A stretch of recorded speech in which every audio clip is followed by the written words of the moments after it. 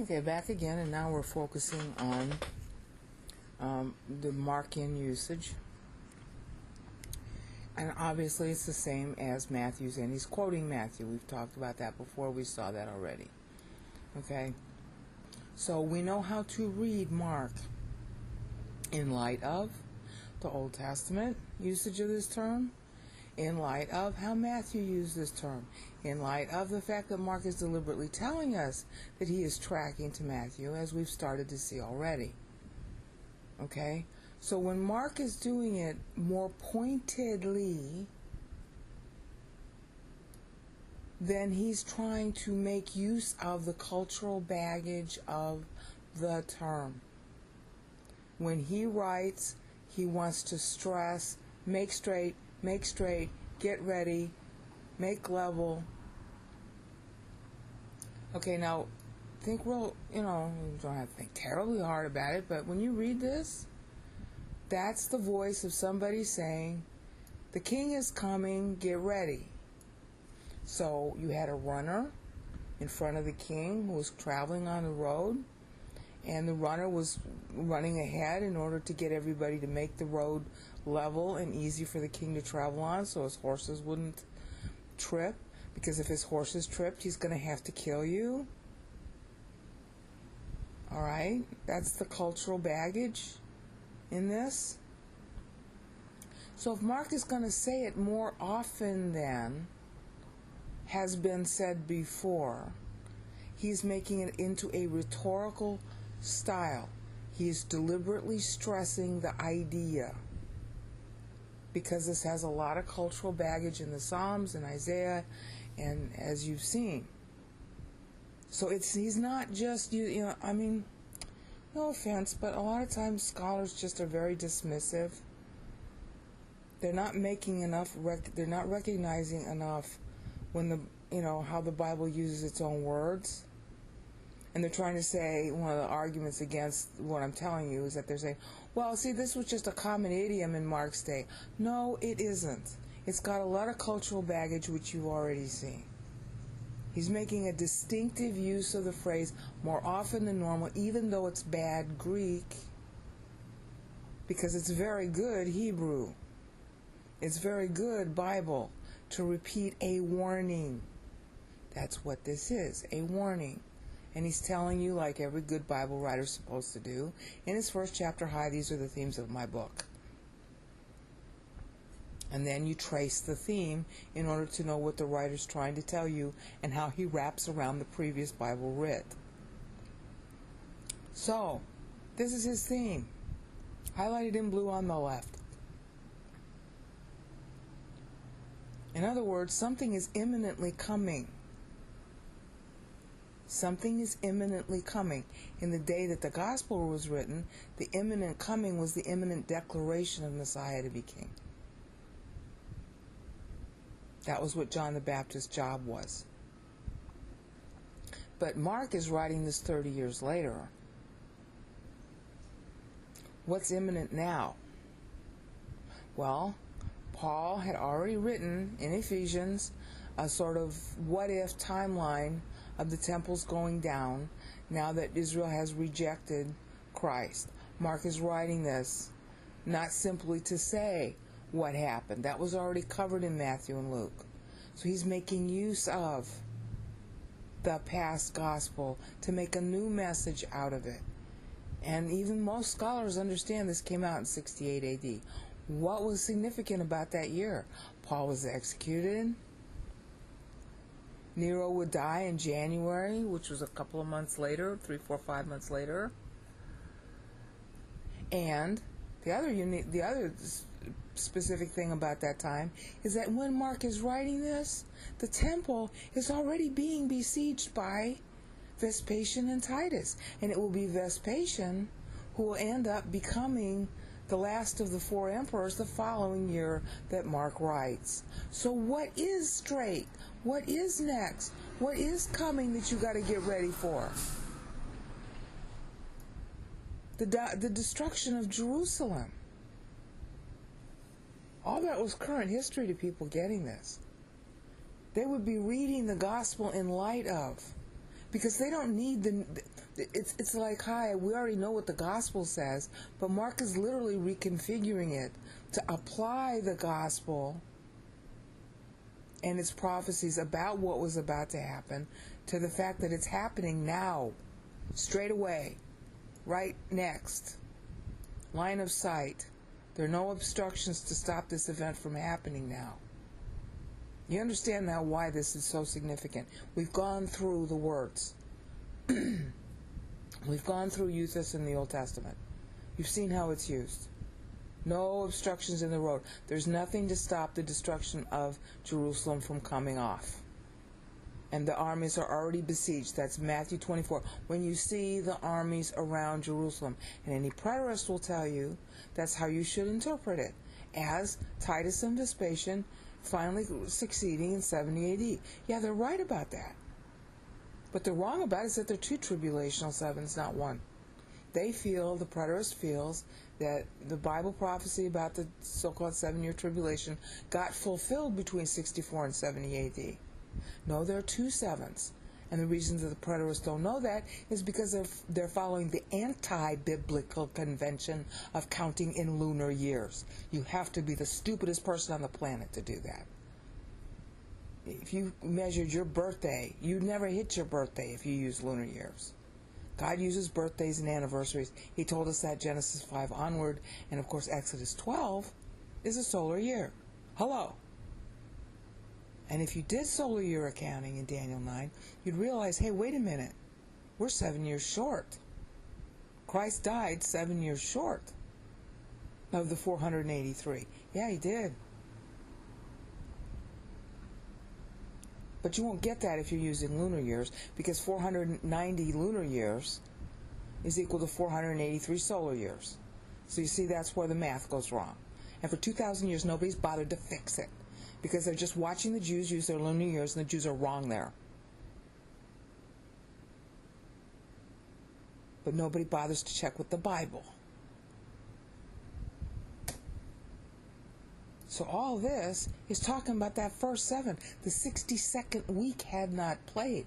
Paul mapped out how it might play in the meter of Ephesians 1:3-14, which Christendom does not know.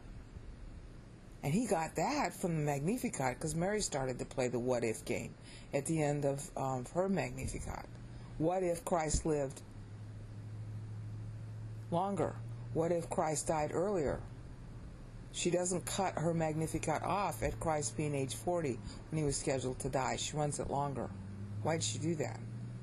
And Paul picks up at the very year she leaves off in his meter. Okay? Because it's the 62nd week of Daniel. Still playing. It's Groundhog Day. Keeps playing over and over and over and over. And the beginning of all that was right here. Here's a temple destruction imminent. Make his path straight. That's why Mark's gospel comes out. That's why it's so snotty. It's a very snotty gospel. So he repeats it again. Now, see, he's contrasting. This is what we're supposed to do. This is the whole theme of his letter. Just like Matthew was. Okay. Here, this is Christ's own baptism. No obstruction. Immediately, straight, upright. See all that wordplay? Nothing in the road. Okay? Immediately the Spirit took him to the wilderness. No obstruction. Okay? Immediately they left their nets and followed him. No obstruction. Immediately he called them and they left. No obstruction. Okay? Immediately on the Sabbath. No obstruction between being in Caverdom and going to the synagogue. No obstruction. It's not just next. It's not just the next thing. It means there was nothing obstructing the action that follows the word immediately. It was upright. It was straight. There was no obstruction to it. And that's really important to know, because we're going to get into some smart uses of this in a minute.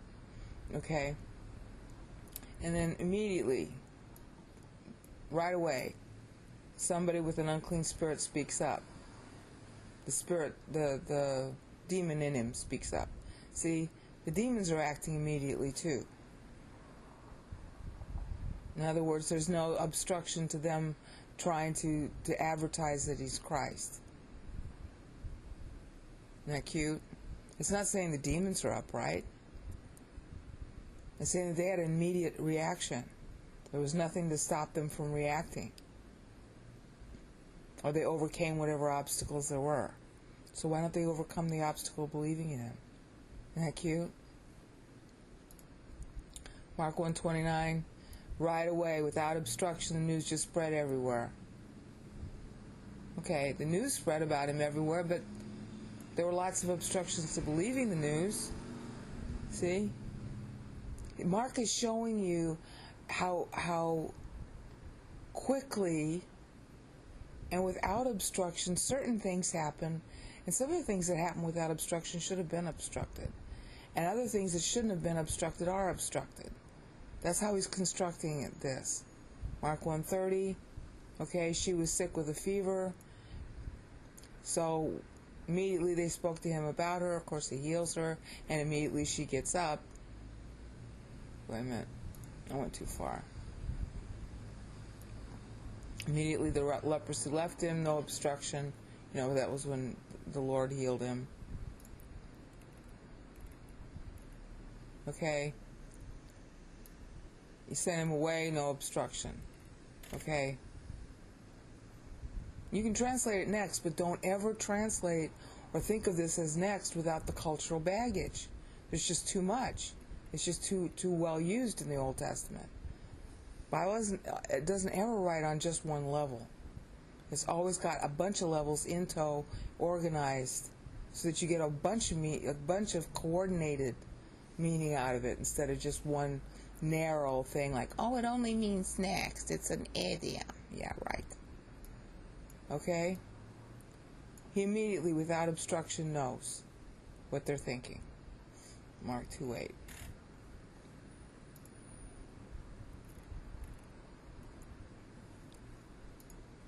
Mark 2:12. The guy immediately can walk. All right, no obstruction. I keep saying no obstruction because when you see next or immediate or straight away, the whole idea is that there's no obstruction in the road of the action. Okay? Now here's the flip side. The Pharisees immediately began conspiring.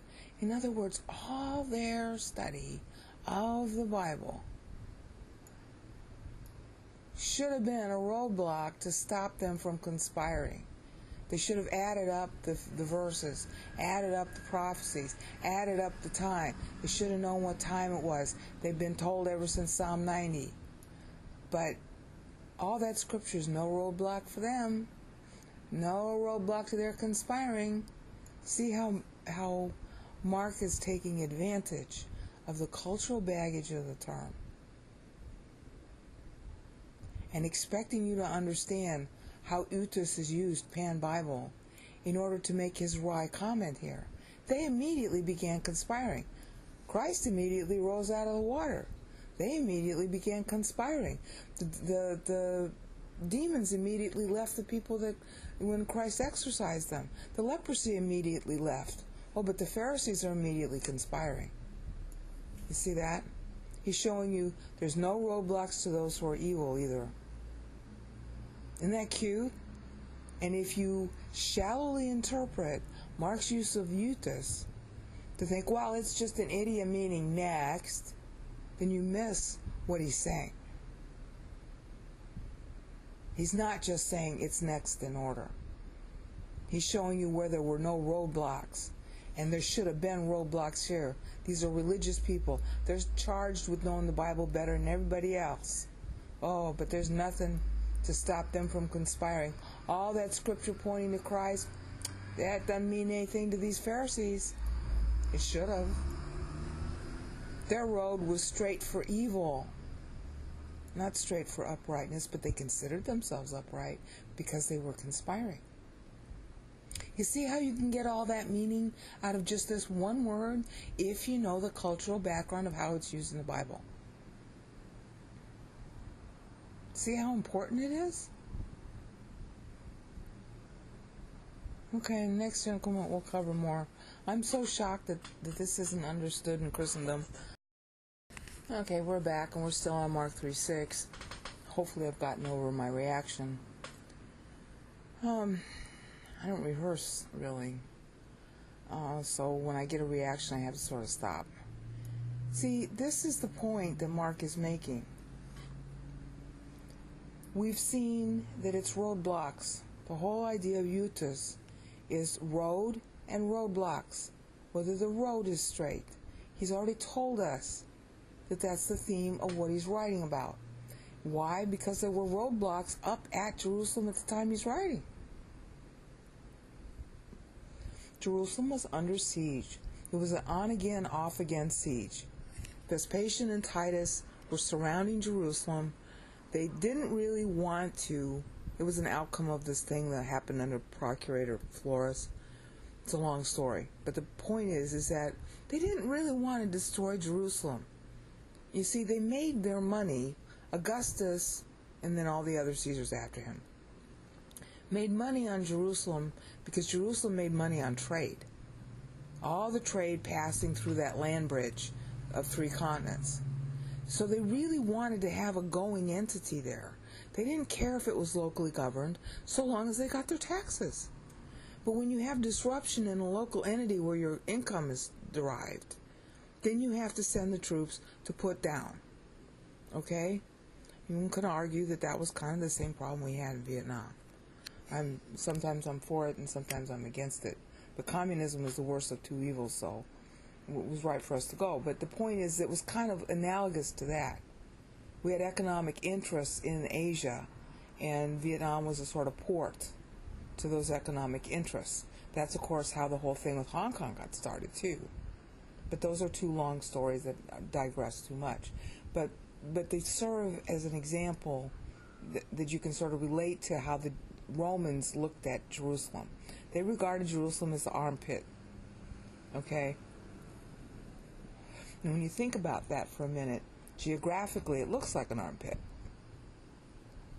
All right? When you think about the Mediterranean being the place where the armpit is, you know, the arm part being Italy and Greece and Asia Minor, and then the body being what, you know, goes underneath the arm down to Africa. All right? The left arm. Maybe right arm, if the body was facing you. Okay? So they wanted to protect that armpit. They needed to.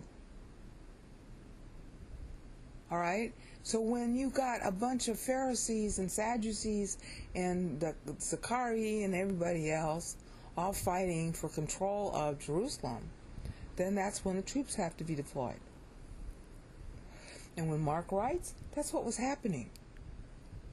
And the Pharisees were conspiring against Christ. He's writing during the siege, but talking back to show the parallel. The time when the Pharisees were conspiring against Christ, when they were still under Rome. All right? The Pharisees should have realized he was Messiah. They were the guys who knew the Bible the best, but they didn't know it at all. Tzav letzav, as Isaiah puts it. Word on word, line on line, not learning the precepts, just rotely citing them in their mouth, but not in their belief. So there was no straight road toward God, but there was a straight road toward conspiracy. So he is not using EUTHUS as a simple idiom of the day. He's using it in its biblical context. And he's not using it all the time. He's using it at pregnant moments, like here. Straight away they began conspiring. That was their road. You're with me on that now. He's taking the flip side. What road are you on? Are you on the conspiracy road? Are you on the opposition road? Or are you on the road to God?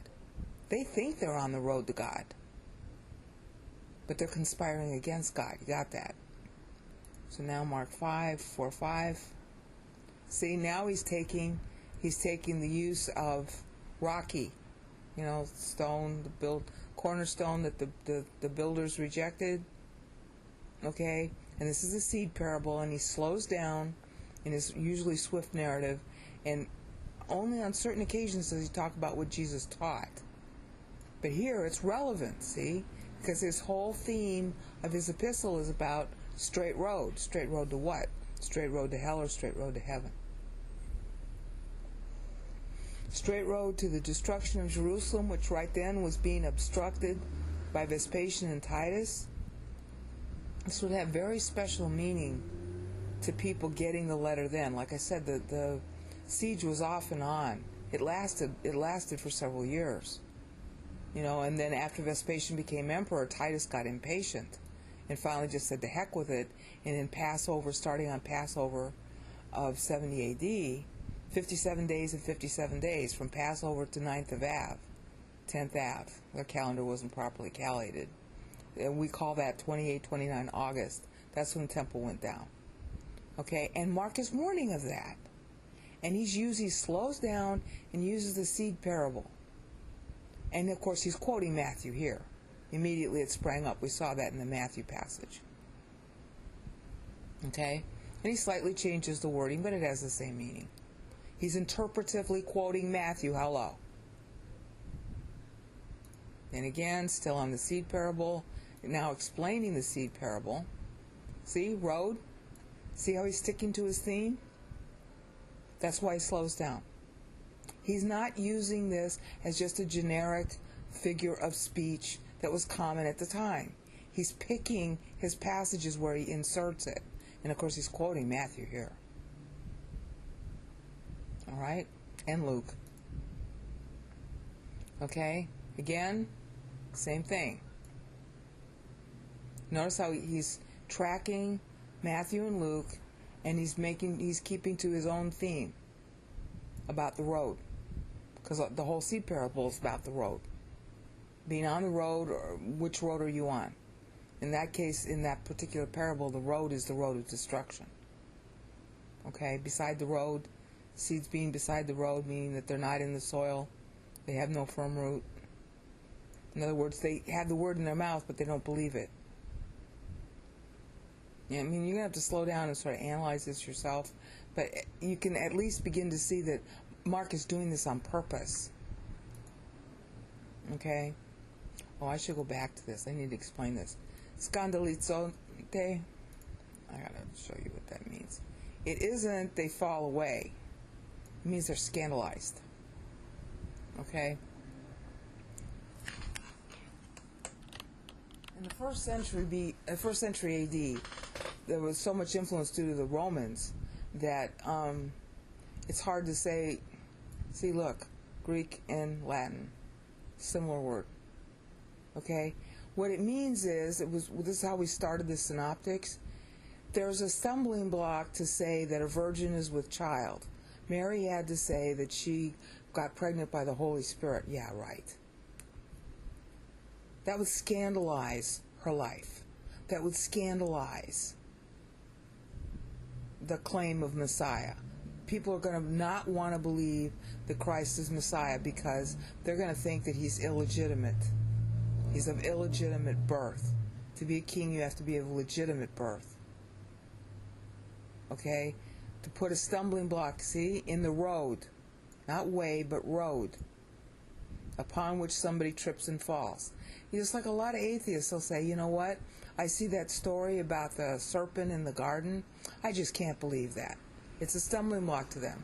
They don't understand that there's this unseen group of beings called angels who their life is at stake. They got to use us as pawns.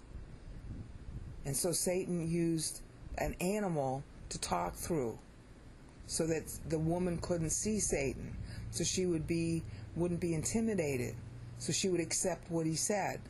They don't understand all that logic. They don't want to accept it. So they grab on, oh, it's a talking serpent. Yeah, right. I'm not going to believe the Bible. It talks about talking serpents. They don't accept the idea that there might be beings. They'll accept the idea of extraterrestrials. Hello, angels are extraterrestrials. Hello? They'll accept that, but they won't accept that they're angels. See, it's a stumbling block. And it was a stumbling block to the Jews that Christ was born of a virgin. and other things that he said that weren't politically correct. See, so scandalized is how you ought to translate that. Not fall away, but immediately they're scandalized. They're just not going to believe the gospel anymore. They're not going to believe he's Messiah. They're scandalized. All right, immediately. No roadblock to being scandalized. No roadblock to saying no. See how he's using EUTHUS in both senses. No roadblock to believing, no roadblock to disbelieving. It's a pointed use of the term. That's what I'm trying to get at. Okay, and then we got, all right, when the crop permits, this isn't really permits when it's ripe. Okay, fruit is brought forth is bad. NIV wins this round. NASCAR race for this verse on that phrase belongs to the NIV. They win that part of the NASCAR race. Okay, you don't put in the sickle until it's ripe. Okay, but you have to put it in immediately, right away. No roadblocks. You don't stop. Okay, because the harvest has come. Harvesting the Gentiles. That's what this is referring to. See, it's a pointed use that Mark is making of the word EUTHUS. He's not using it as just any old word. He's using it with the full cultural baggage of the Bible on purpose. Okay, again, immediately a man from the tombs. This is the demon reaction. Again, this is immediately the demons react. They got no obstruction to reacting against Christ. Actually, it's either fear that they display or they're just apoplectic. That's probably the best word. They're constantly saying who he is. They're constantly testifying who he is. They react to him. I get the really strong impression that demons are kind of mentally ill. They're really smart. They can do things that we could never do, but they're mentally ill. Okay, they do crazy things. All right? And here he's healing, and immediately no obstruction to the healing. Okay? See, these are all pointed uses. Immediately, no obstruction, no objection. He perceives, who touched my garments? Now, did he say that and not know? Or did he say that knowing and wanting them to respond? Okay? You can argue that. I can argue it both ways, and I'd say both are true. In his humanity, he might not have known. In his deity, he knew. Okay, immediately the girl is healed. No obstructions. Immediately she came in a hurry. See, now here we go. This is Salome. All right? She's doing what her mother told her. Okay, and there's no obstruction to her obeying her mother to want to dance in order to get the head of John the Baptist on a platter. See? No obstruction to her road of thinking there. Bad road of thinking. I mean, who would dance in order to kill somebody? That's ridiculous. Okay? I kind of like the way Zeffirelli handled that scene in Jesus of Nazareth. Okay? Immediately the king sent an executioner. In other words, Herod had him immediately beheaded. Now, Herod liked John the Baptist, but he was so smitten with Salome that there was no roadblock to him doing that. Okay? Immediately Jesus made his disciples get in the boat. No roadblock. He wanted to be alone. That's a frequent theme in, he's playing to Matthew here. Matthew 5 in particular, Matthew 5 and 6. 5, 6, and 7, and 10. Especially 10. Okay, Mark 6:50. Immediately he spoke. See? No roadblocks to God's assurance. Immediately the people recognized him. No roadblocks to knowing who he was. But did they believe? Well, that's when the roadblocks begin. Okay? Immediately the spirit came out. Meaning demon. Immediately he entered the boat. No roadblocks. Immediately the crowd saw him, they were amazed and began running to greet him. In other words, they were very positive. There were no roadblocks to their wanting to hear what he had to say. Now, there could have been roadblocks as to why they wanted to hear what he had to say, but they all wanted to hear at that time. And they wanted to hear because they wanted to see him do a miracle. They wanted to hear because they were curious. They wanted to hear because they were emotional, whatever the reasons were. There were no roadblocks to their reasons.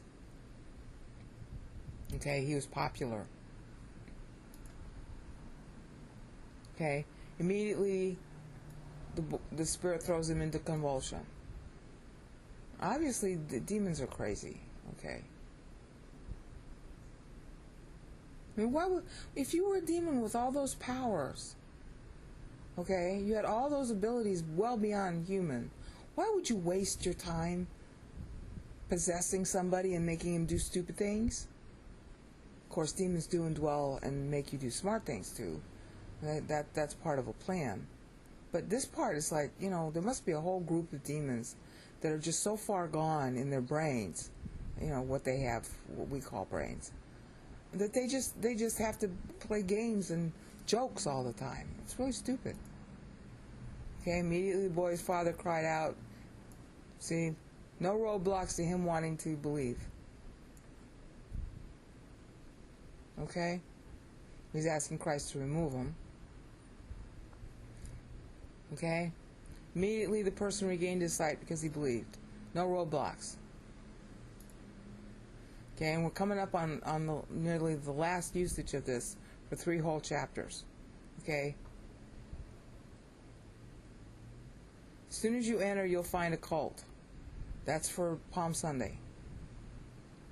No roadblocks. Okay, and then here's the last use. If anyone says, why are you doing this?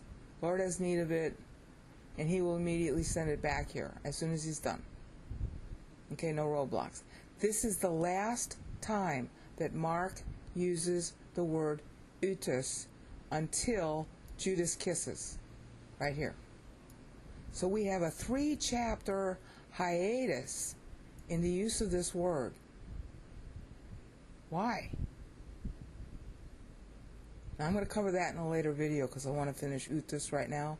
But just mark it in your notes or whatever your brain or whatever you're taking, that there is something going on here between 11:3. Oh, my computer's going dead again. Oh, right when I get to a dramatic moment. Between Mark 11:3 and Mark 14:43, the word EUTHUS is suddenly not used. Now, you have been groaning probably as you've been watching this. I know I have sometimes. It's a big red flag that he stops using it, because it's like he tries to use it all the time, and all of a sudden he stops using it. What is in chapters 11 through 14:42 that makes him stop using the term until he gets to Judas's kiss? Why? It's on purpose. And it's related to the fact that the temple's about to go down. That's preview of coming attractions. In the next increment, we're still going to go through the rest of EUTHUS so you can see how the other New Testament writers use it. And then I'm going to come back to this and cover why is it that between Mark 11:3 and Mark 14:43, he doesn't use it. He doesn't use his favorite term that he obviously pointedly uses. Why is that? That'll be in a future video. In the next increment, what I'm going to cover is the rest of how Mark uses EUTHUS and how the other New Testament writers use it, namely John. Okay. We had stopped at Mark 11:3 with the pregnant idea that Mark suddenly stops using EUTHUS, which is right here. He stops using it until Mark 14:43, and the question is why? Because he had been using it regularly, as you'll see in the right-hand corner. Even if you can't read the Greek, you can read the English statement of the verses being used. Okay, look, most of the uses of this term are in Mark. It's very pointed, okay? And, you know, scholars have written papers about this and even dissertations And in the main, they do not recognize, or at least they don't give much weight to the fact that EUTHUS is a very pregnant word in the Bible. It's used in a very pointed manner. We've seen that now. It's used in the sense of obstruction, that there are no obstructions. Question is, obstructions to what? Well, it's obstructions on a road. A road of what? A road of your lifestyle, a road of your thinking, whether that thinking is good or bad. Is there anything in the way of the thinking process pattern that you have going through? And in particular, the idea of no obstruction is assigned to righteousness, that there are no obstructions in God. There's nothing that can stop God from being righteous.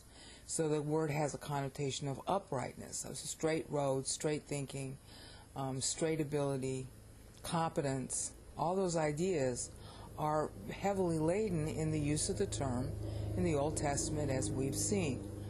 But the monographs and other things that have been done by scholars on this topic either dismiss or don't consider the heavy, very obvious rhetorical usage of the term in the Old Testament. So when they start to look at Mark, they immediately reduce his usage to a mere grammar thing.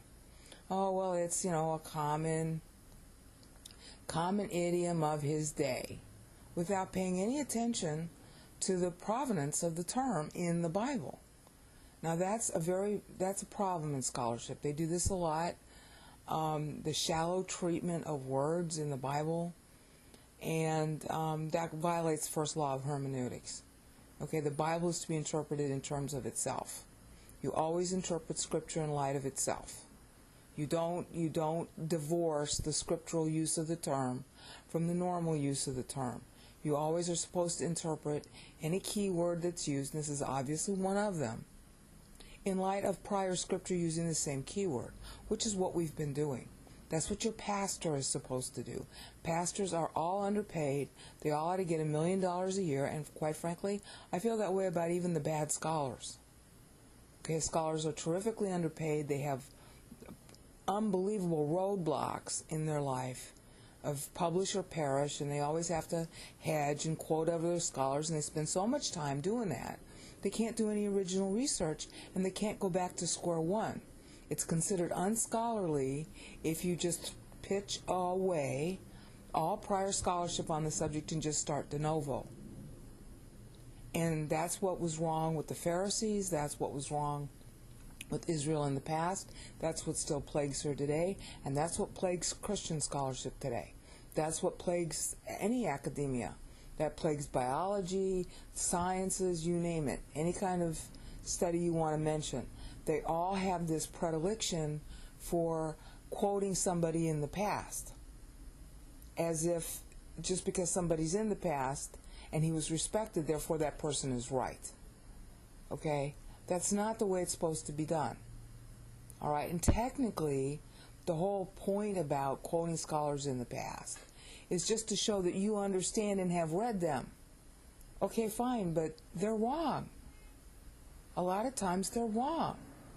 And so the proper procedure, if you really cared about the scholars and you really respected the scholars of the past, the one thing they care about today, being dead, is they want their mistakes fixed. So if you really respect scholars, if you're Catholic and you really love Catholicism, fine, then fix it where it made mistakes. Wouldn't you want somebody doing that for you? But we don't do that. We think it's not fair or not nice to admit that somebody was wrong in the past. Hello, don't you make mistakes every day? Don't you wish that they would get fixed? Isn't that what we want to be saved for? Is that we get fixed?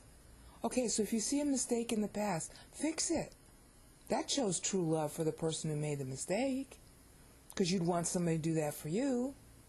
All right, so there's this big mistake that's been going on for hundreds of years about this term EUTHUS.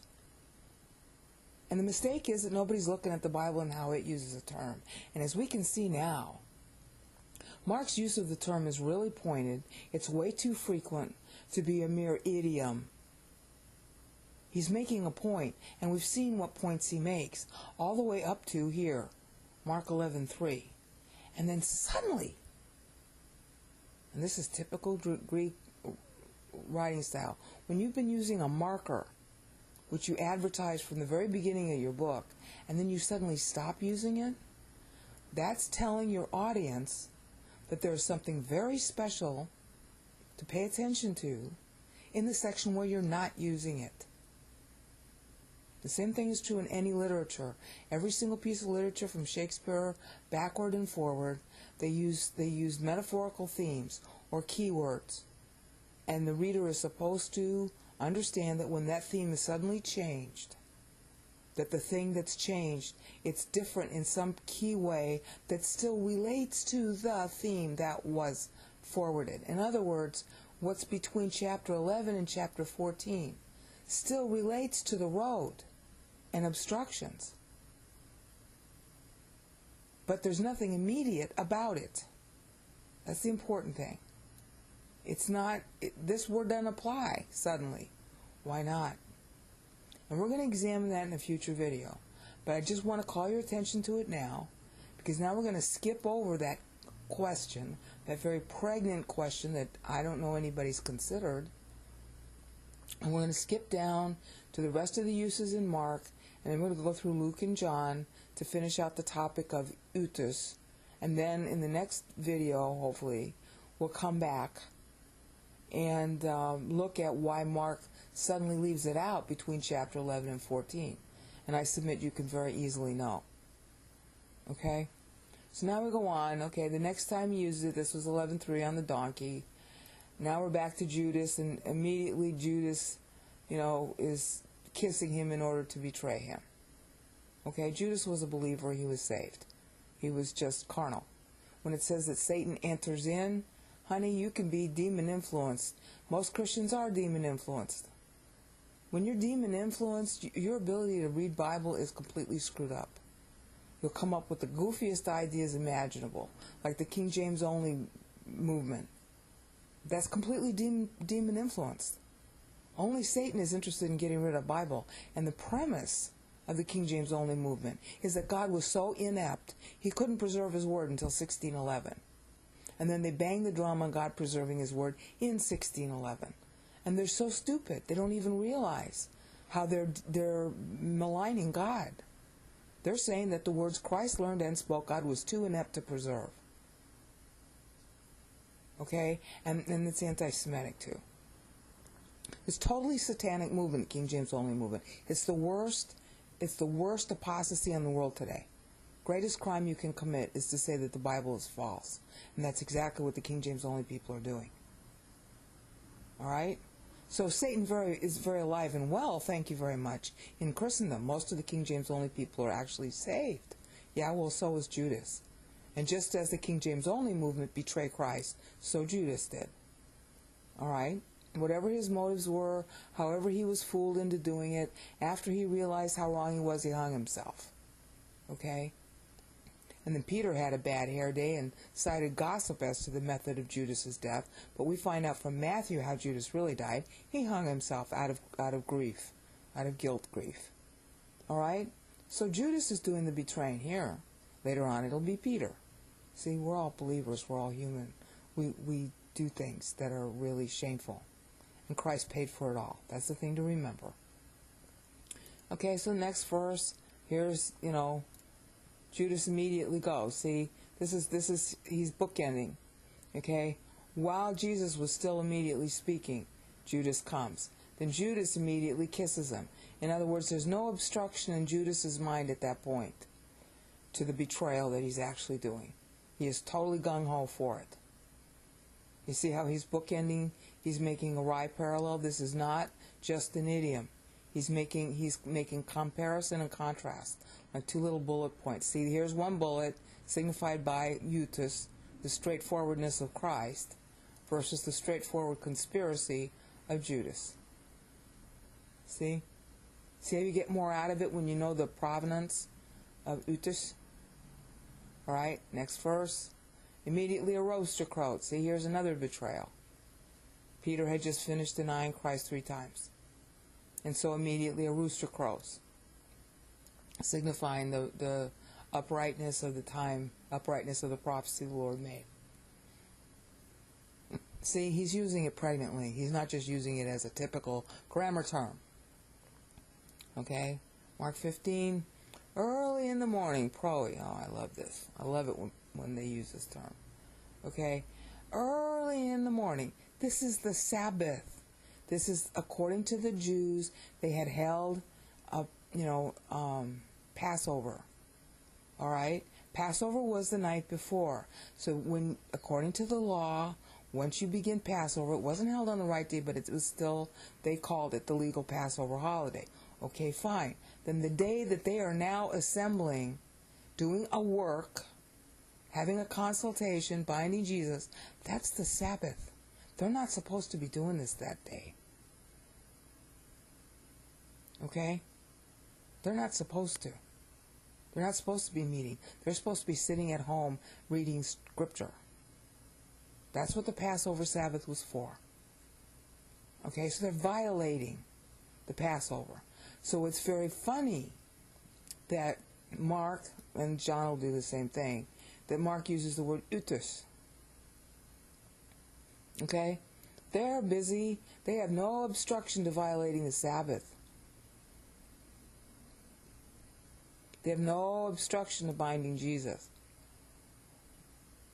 They have no obstruction to going into the house of a goy, to Pilate. You see the wry wit there? Just by using EUTHUS, because you know its provenance has to do with being upright. Yeah, and you can be sarcastically upright too. See how it's important to know that Odon and EUTHUS cannot be separated? Their road has no stones because they want to throw stones at Jesus. The evil road has no stones for them. They'll violate the Sabbath in order to kill him. They'll violate the Sabbath and even go to somebody they hate, namely Pilate, in order to get Jesus persecuted, prosecuted, and killed. See that wry use of the term? If you don't know what EUTHUS means, Pan Bible, you don't get the joke. There it is. So that's the end. That's the last time Mark uses it. And of course, Mark 16 ends at verse 8.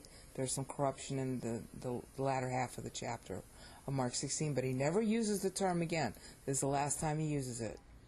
And in Greek literature, you're supposed to pay special attention to the last usage of a keyword. So that's like your final shot across the bow. Warning. This will be a trend of history kind of thing. And it has been. So that ends it with Mark. So now we go to Luke, which is really the second gospel. And see, Luke starts out just like Matthew did, using the same word. Okay, I'm sorry this is repetitive, but as you can see, it's a deliberate style. It's not just a common word idiom. Okay? Rough road smooth. See, quoting scripture again. Remember, we saw these verses already in the Old Testament. The mountain brought low, crooked become straight. There is no way this word is used as just any old idiom by any of the writers. It's got too much baggage in the Old Testament. Luke 6:49. Okay, immediately it collapsed. This is the Lord's parable about building on false doctrine. Immediately it collapsed. In other words, there are no roadblocks to falsehood. It cannot stand up on itself. There's nothing to shore it up. And that's how people end their lives. When they misinterpret Scripture or they don't believe in it or whatever. All of our lives end badly. And we say, oh, he went peacefully in his sleep. Not really. At the end of your life, you know what you did right and what you did wrong. You understand how you wasted your life, and you die bitter. That's what Psalm 90 tells you.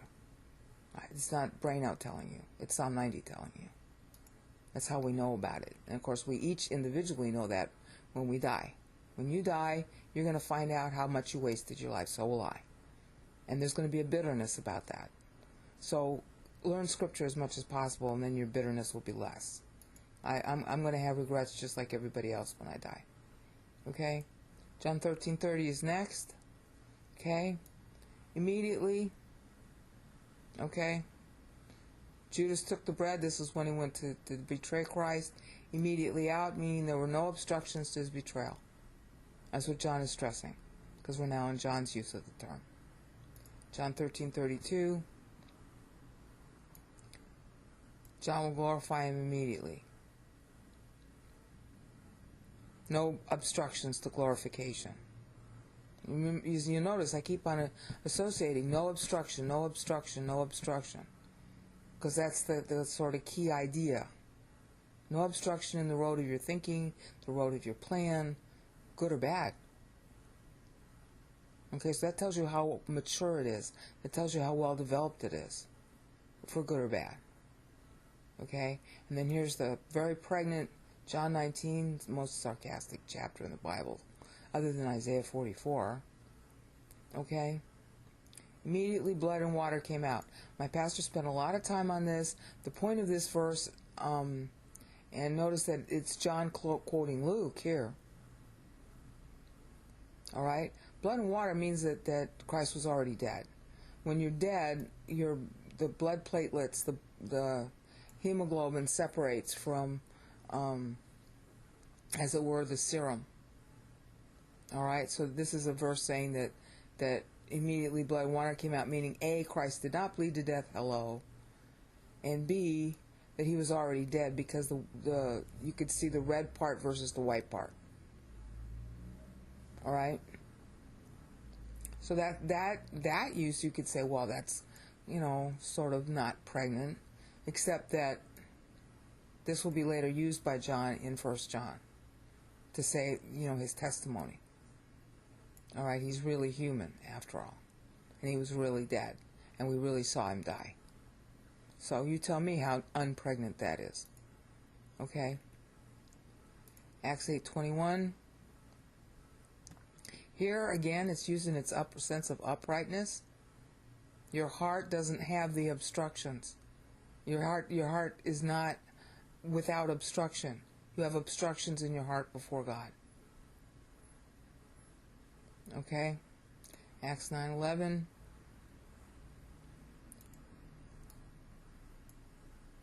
Straight. That's the name of the street. Reminder, be straight.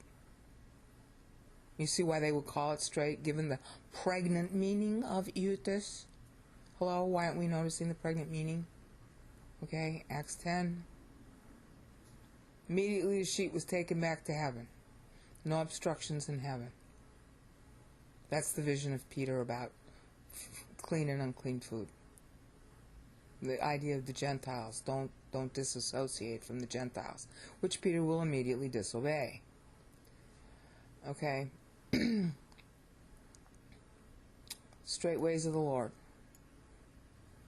See, remember? Now here, the word road isn't even mentioned. Again, it's shorthand.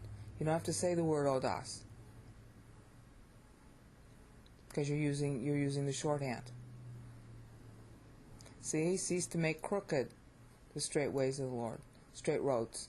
God makes straight roads. We make them crooked. We trash them up. We trash up His word. We barnacle it. We stick all kinds of meanings that aren't really in the road. We stick all kinds of things in the road to Christ that make it hard for people to want Him. You see all that meaning, right? And then the last time, 2 Peter, and we saw this usage already with Balaam and Balak. Okay? They have gone astray. They have gone astray from the right road. This is the right road. See, it's translated right way. Should be right roadway, so that you get all the pregnant meanings that are in the Old Testament. It should say right roadway. I can understand why they didn't put the word road in there. It's harder to say in English. Okay, here's our famous word planao again. That literally means to lead astray by means of chicanery. Paul will use that in Ephesians 4:14. Okay, so those are our uses of EUTHUS. And in the next segment, we're going to go through that pregnant question of why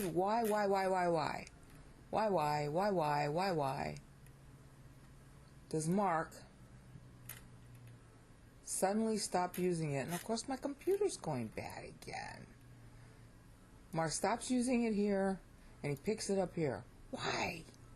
What's in chapters 11, 12, and 13 in the beginning of 14 that doesn't get to have the word EUTHUS in it? Ooh, we're going to find out. Stay tuned.